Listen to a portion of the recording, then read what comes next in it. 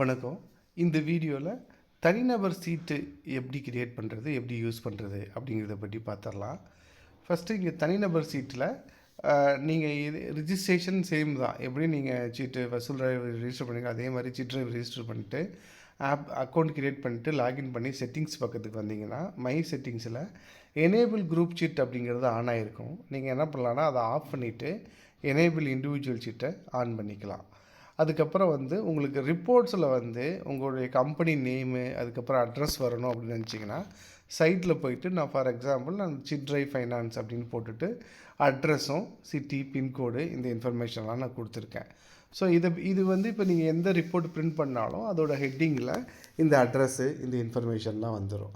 அடுத்து நம்ம கஸ்டமருக்கு போயிடலாம். கஸ்டமரில் எந்த மாற்றமும் இல்லை. கஸ்டமர் க்ரியேட் பண்ணும்போது கஸ்டமர் நேமும் மொபைல் நம்பரும் மேண்டட்ரி. ஏஜெண்ட்டாக அப்படிங்கிறது இங்கே நேருக்கு ரெலவெண்ட்டாக இருக்காது, அது நீங்கள் விட்டுறலாம்.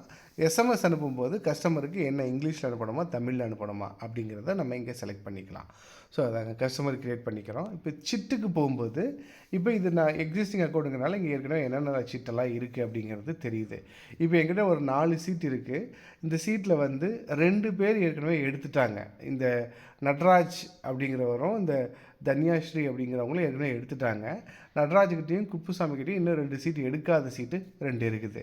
இப்போ நம்ம இப்போ நம்ம சார்ட் பண்ணும்போது customer name chit name start date நிறையா இருக்கும்போது நம்ம ஷார்ட் பண்ணிக்கலாம். அதே மாதிரி ஃபில்ட்ரு பண்ணும்போதும் taken not taken partially taken. இப்போ ஒரு 1 லட்ச ரூபா சீட்டில் ஒரு 50,000 மட்டும் நான் இந்த மாதம் வாங்கிக்கிறேன், மீதி இருக்க அமௌண்ட் நான் சீட்டு முடியும் போது வாங்கிக்கிறேன் அப்படிங்கிற மாதிரி கூட சொல்லுவாங்க. ஸோ அந்த மாதிரி பார்ஷியலி டேக்கன் அப்படிங்கிறது இங்கே வந்துடுங்க. ஸோ இப்போ ஃபஸ்ட்டு ஃபார் எக்ஸாம்பிள் நம்ம ஒரு சீட்டு மட்டும் க்ரியேட் பண்ணிடலாம்.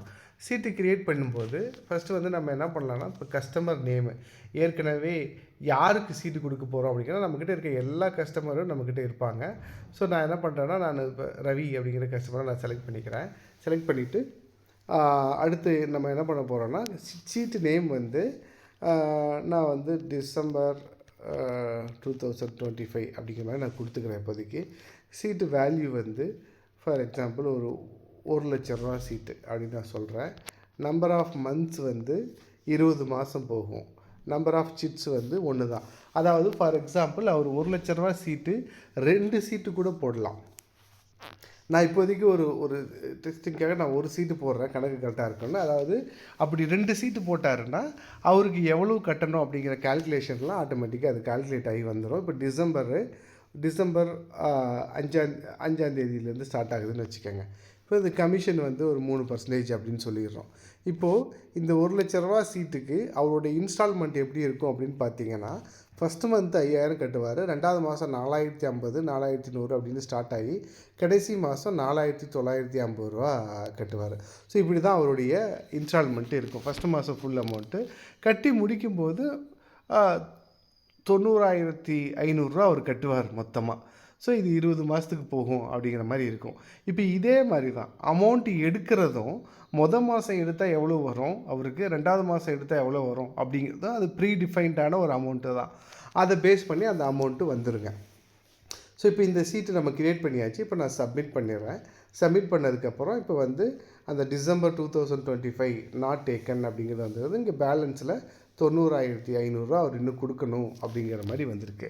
இப்போ இந்த கலெக்ஷன் பக்கத்துக்கு போகும்போது நம்ம என்ன பண்ணலான்னா நம்ம 2025 அதுக்கப்புறம் டிசம்பரை செலக்ட் பண்ணிவிட்டு நம்ம என்ன பண்ணலான்னா கஸ்டமரில் யாருக்காக இந்த சீட்டு பார்க்க போகிறோம் அப்படின்னு பார்த்தீங்க அப்படின்னா நம்ம இது இப்போ நம்ம அந்த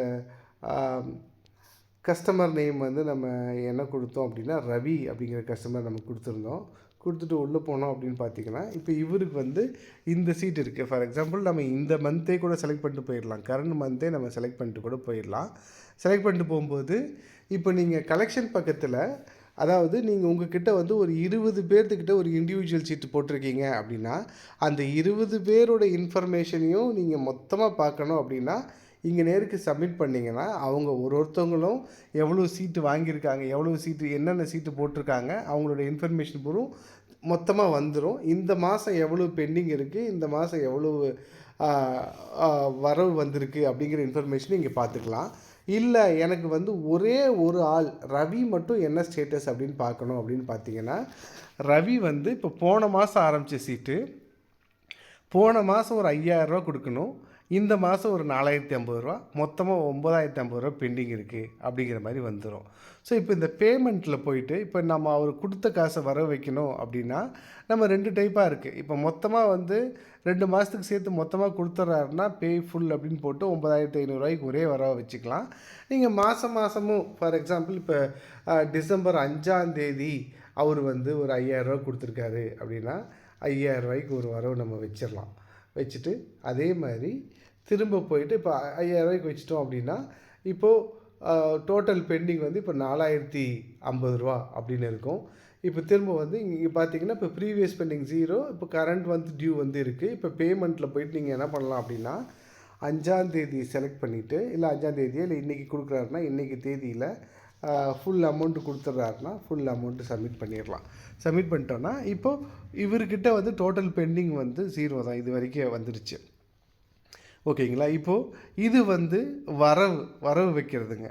இதே வந்து நம்ம டிஸ்பர்ஸ்மெண்ட் அப்படின்னா இவங்களுக்கு லோன் கொடுக்கணும் அப்படின்னா இப்போ இது நீங்கள் இதை டச் பண்ணிங்கன்னா, இந்த ரெக்கார்டை டச் பண்ணிங்கன்னா இவங்களோட பேமெண்ட் ஸ்கெடியூல் வந்து காமிச்சிடும். 1வது மாதம் எவ்வளோ கட்டணும், 2வது மாதம் கட்டியிருக்காங்களா, எப்போ கட்டினாங்க அப்படிங்கிற மாதிரி இந்த டீட்டெயில் பூரும் வந்துடுங்க. ஸோ இது வந்து என்னென்ன மாதம் எவ்வளோ கட்டினாங்க அப்படிங்கிற டீட்டெயில் வந்துடும்.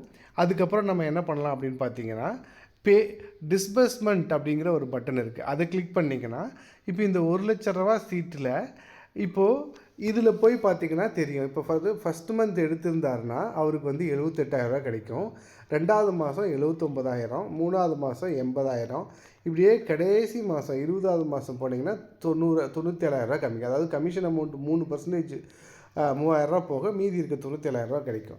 அதிலிருந்து அந்த 97,000 மைனஸ் ஆகி 20 மாதத்துக்கு மாதம் எடுக்கும்போது எவ்வளோ வருமோ அந்த அமௌண்ட்டு தாங்க அந்த 78,000 அப்படிங்கிற மாதிரி வரும். ஓகேங்களா? இப்போ இதில் வந்து வித்ட்ராவல் வந்து இப்போ 1,00,000 அதாவது மொத்த அமௌண்ட்டு எடுத்துட்டாரு அப்படின்னா அது 1,00,000ன்னு நம்ம போட்டுக்கலாம். இப்போ ஒரு 50,000 தான் எடுக்கிறாருன்னா நீங்கள் பார்ஷியல் வித்ட்ராவல் கூட போட்டுக்கலாம். இங்கே 50,000ன்னு போட்டுக்கலாம். நார்மலாக இப்போ இவர் வந்து 3வது மாதம் இப்போ 2வது மாதம் எடுத்துட்றாருன்னு வச்சுக்கோங்க. 2வது மாதம் அப்படின்னு போகும்போது 79,000 வந்துடும். இப்போ நம்ம அமௌண்ட்டு கொடுத்துட்டு நம்ம சேவ் பண்ணிட்டோம் அப்படின்னா இப்போது டீட்டெயிலில் போய் பார்த்தீங்கன்னா அவர் வந்து 1,00,000 அதில் வந்து 21,000 தள்ளி 79,000 அவர் கைக்கு போயிருக்கு. 18,000 வந்து அந்த அடிஷ்னல் டிடக்ஷனு, 3,000 வந்து கமிஷனு 2வது தவணையில் எடுத்திருக்காரு அப்படிங்கிற மாதிரி வந்திருக்கும். ஸோ இப்போ இதில் போய் பார்த்தீங்கன்னா இது தாங்க இந்த ரவி டீட்டெயில் போய் பார்த்தீங்கன்னா இந்த மாதிரி வந்துடும் இவருடைய டீட்டெயிலு. இவருக்கு எஸ்எம்எஸ் அனுப்புறது, வாட்ஸ்அப் அனுப்புறது, கால் பண்ணுறது, இந்த விவரங்கள்லாம் இருக்கும். இப்போ நீங்கள் இந்த ஆல் கஸ்டமரை நீங்கள் செலக்ட் பண்ணிவிட்டு உள்ளே போனீங்க அப்படின்னா இங்கே மேலே வந்து ஒரு டவுன்லோட் பட்டன் இருக்கும். அதில் டவுன்லோட் பிடிஎஃப், டவுன்லோட் எக்ஸல் அப்படின்னு இருக்கும். ஃபார் எக்ஸாம்பிள் நீங்கள் பிடிஎஃப் அப்படின்னு கொடுத்தீங்கன்னா உங்கள்கிட்ட இருக்க ஒரு கஸ்டமரும் எப்போ ஸ்டார்ட் ஆச்சு, எவ்வளோ ப்ரீவியஸ் மந்த் பெண்டிங்கு, எவ்வளோ கரண்ட்டாக எவ்வளோ பெண்டிங் இருக்குது, மொத்தமாக எவ்வளோ வர வேண்டி இருக்குது அப்படிங்கிற விவரங்களை நம்ம இங்கேருந்து நம்ம டவுன்லோட் பண்ணிக்க முடியும். இது வந்து அடுத்த அப்டேட்டுங்க. ஸோ இந்த இண்டிவிஜுவல் ஷீட்டும் அப்படி தாங்க. இப்போ இண்டிவிஜுவல் ஷீட்லேயும் நீங்கள் என்ன பண்ணிக்கலாம்னா ரிப்போர்ட்ஸ்லேயும் போய் பார்த்துக்கலாம். ரிப்போர்ட்ஸில் பிளான் இருக்குது. பிளானில் போய் பார்த்தீங்கனாலும் இங்கேயும் வந்து இந்த மாதம் எவ்வளோ பெண்டிங் இருக்குது அப்படிங்கிறத நம்ம இங்கேருந்தும் பார்த்துக்க முடியும் இண்டிவிஜுவல் ஷீட்டில். இதில் டவுன்லோட் பண்ணிங்கன்னா பிடிஎஃபாக டவுன்லோட் பண்ணி நீங்கள் இங்கேருந்தும் பார்த்துக்கலாங்க. இண்டிவிஜுவல் ஷீட்டில் எவ்வளோ பெண்டிங் இருக்குது, எவ்வளோ வர வேண்டி இருக்குது அப்படிங்கிறதையும் பார்த்துக்கலாங்க. ஸோ இது தாங்க இந்த இண்டிவிஜுவல் ஷீட்டை பற்றினது. இண்டிவிஜுவல் ஷீட்டுக்கு இன்னும் கஸ்டமர் லாகின் இன்னும் போடலை. அது வந்து ஃப்யூச்சரில் போட்டதுக்கப்புறம் அது தனி வீடியோவாக நம்ம அப்டேட் பண்ணுறோங்க. நன்றி.